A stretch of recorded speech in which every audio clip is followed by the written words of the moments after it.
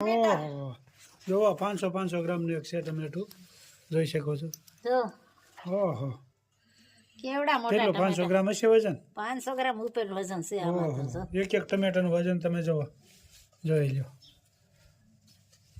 બહુ મોટા ટમેટા દેશી ટમેટા અસલ દેશી અચ્છલ કાઠિયાવાડી ખૂબ સરસ મજાના ટમેટા અને ગાજર શકો છો લીંબુડીમાં જોરદાર નવો ફાલ આવી ગયો છે આપ જોઈ શકો છો એકદમ ફૂલડા બહુ ઉગડી રહ્યા છે પુષ્કળ ફાલ આવી ગયો છે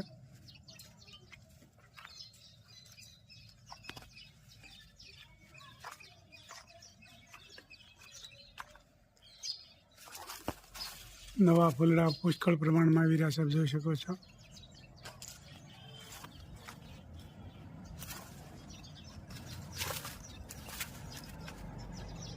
પાછા ફરીથી જોરદાર લીંબુ આવશે હવે થઈ રહેવા આવ્યા છે નવા ફૂલ બહુ જોરદાર ઉગડી રહ્યા છે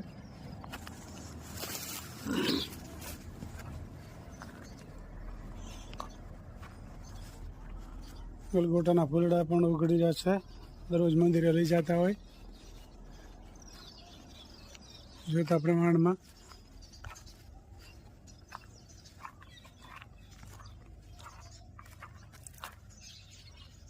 પુષ્કળ પ્રમાણમાં ફૂલ ઉગડી રહ્યા છે જોઈ શકો છો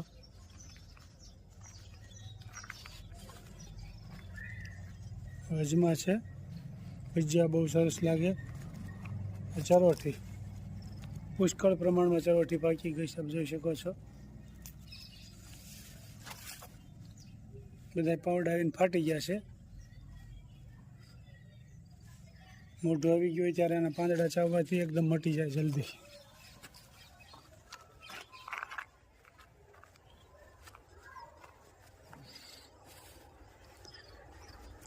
લીંબુડી મીઠો લીમડો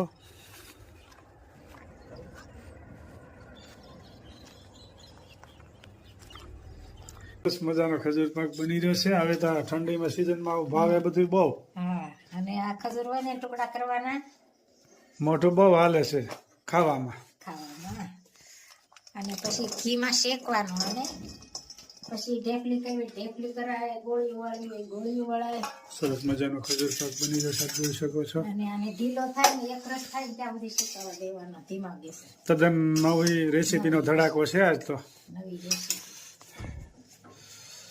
અને આને ઘી ગરમ થાય આમાં ઘીમાં શેકવાનો અને બધો એક રસ થઈ જાય ત્યાં સુધી શેકવાનો તેનો બધા કોમેન્ટ કરજો કઈ રીતનું અમે બનાવીએ છીએ કાંઈ ફેરફાર લાગતો હોય તો તમે પાછા કહેજો કે આવી રીતનું ન હોય આમ હોય એમ અમને શીખવાડજો થોડુંક એવું લાગે તો કહેજો હા બધી બેનો કોમેન્ટ તો બહુ સારી કરે છે પણ છતાંય કાંઈ ફેરફાર લાગતો હોય તો કહેજો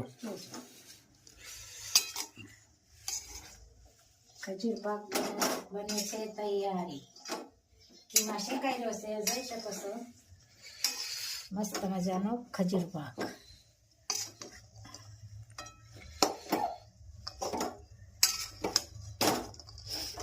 જોઈ શકો છો અને એક રસ થાય પછી ગોળી વાળશો એ તને બતાવશે બરાબર મસ્ત મજાનો ખજૂર શેકાઈ ગયો છે ટોપરાનું શીણ અને બદામનો ભૂકો મિક્સ કરવાનો ખજૂર ભાઈ તૈયાર થઈ ગયો ખજૂર પાક ને ખજૂર પાક ટોપરાનો ભૂકો અને બદામનો ભૂકો મિક્સ કરીને પછી ગોળીઓ વાળવાની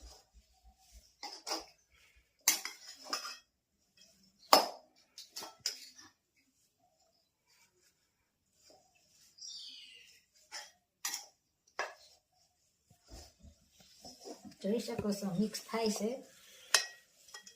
ખજૂર તૈયાર થઈ ગયો ભાઈ હા અને ગોળીઓ વાળવાની પછી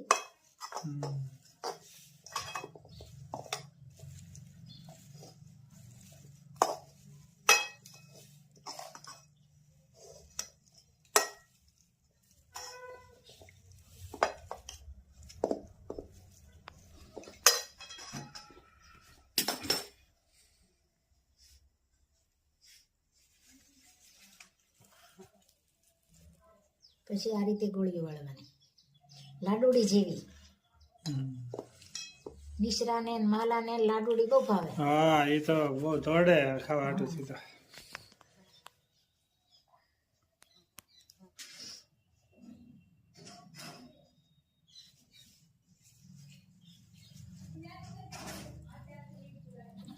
રીતે ગોળી વાળવાની. આપણે મિંગરી લાડુડીને આ રીતે જ વાળીએ.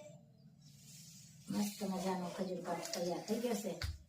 હા તો એ ભાઈ કોમેન્ટ કરજો. સરસ મજાનો ખજૂર પાક તૈયાર થઈ ગયો છે. પૂરી વડાઈ ગઈ છે અને કચોરી ભરાય છે. એક શેકાઈ પણ ગઈ છે બરોબર. કચોરી એમ ને? આ કચોરી. તદ્દન નવી રેસીપીનો ધડાકો છે, આ જોઈ શકો છો. આમાં થોડો થોડો આમ તુવેરનો માવો ભરવાનો અને પેક કરવાનો. બરોબર. પાકીટ પેક કરે ને એમ પેક કરીને તળવાનો. બરોબર. પડીકું વાળવાનું. પડીકું વાળવાનું. અને આ મસ્ત મજાની તળાઈ ગઈ પણ હતા. બરોબર. એક નંગ તૈયાર થયું છે, બીજું તૈયાર થાય છે. બીજું તૈયાર થાય છે અને ધીમે ગેસે તળવી પડે. બરોબર. એટલે વાર લાગે થોડીક. એનો માવો છે.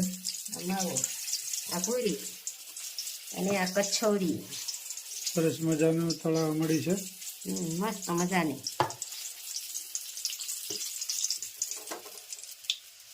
જો એકદમ ગ્રીન કલર રેડ ઉપર થોડીક થવા દેવાની એટલે અંદર બધી બફાઈ જાય ને શેકાઈ જાય. મસ્ત મજાનું સરસ.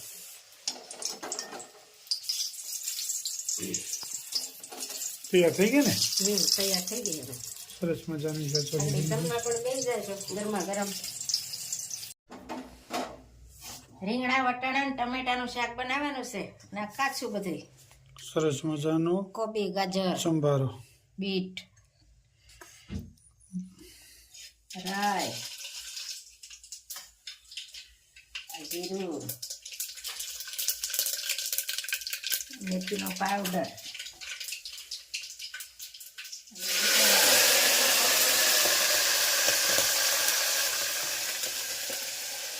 ટમેટા,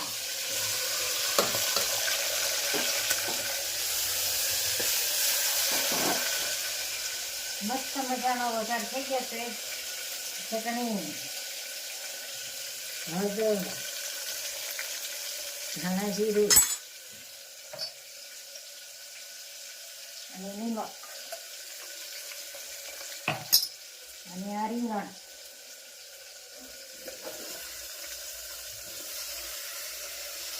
સરસ મજાના રીંગણાની શાકની રેસીપી છે ને? રીંગણા, ટમેટા ને વટાણા અને આ કાચું કોબી, ગાજર ને બીટ. સરસ મજાનું શાક બની ગયું છે. અને કોમેન્ટ પણ સારી સારી આવે છે તો બધાનો ખૂબ ખૂબ આભાર. બધાને જય સ્વામિનારાયણ, જય શ્રી કૃષ્ણ, જય જિનેન્દ્ર, જય શ્રી આરામ ને હર હર ભોલે મહાદેવ. લેખ લખ્યા નવ જાય વદેતાના. લેખ લખ્યા નવ જાય. રાજા દશરથને 4 દીકરા. રામ તે વનમાં કેમ જાય વદેતાના. લેખ લખ્યા નવ જાય. માતા કુંતાને 5 દીકરા. દ્રૌપદી કેમ લૂંટાય વદેતાના. લેખ લખ્યા નવ જાય. રાજા હરિશ્ચંદ્ર ને તારામતી રાણી. બજારમાં કેમ વેચાય વદેતાના. લેખ લખ્યા નવ જાય. આંધળા મા બાપની સેવા રે કરતા. શ્રવણ કેમ વિંધાય વદેતાના. લેખ લખ્યા નવ જાય. મૂર્છદ રાજા હતા સતવાદી. કરવતે કેમ વેરાય વદેતાના. લેખ લખ્યા નવ જાય. નળ રાજાને દમયંતી રાણી. દમયંતી વિયોગ કેમ થાય વદેતાના. લેખ લખ્યા નવ જાય. જલારામ બાપાને મીરબાઈ માતા. સાધુ બેડા કેમ જાય વદેતાના. લેખ લખ્યા નવ જાય. નરસિંહ મહેતાના સ્વામી સમળ્યા જેલમાં કેમ પુરાય વદેતાના લેખ લખ્યા નવ જાય જય સ્વામી. ખૂબ સરસ મજાનું કીર્તન ગાયું કે વિધાતાના જે લેખ લખ્યા હોય ને એ જાય નહીં ક્યાંય. એ વિધાતાના લેખ લખ્યા હોય એમ જ થાય. પછી ભલે ખુદા ભગવાન કેમ નથી, એક એક કડી જીવનમાં ઉતારવા જેવી છે. ખૂબ સરસ મજાનું કીર્તન ગાયું મારા ભાઈએ. જય સ્વામિનારાયણ. જય સ્વામિનારાયણ.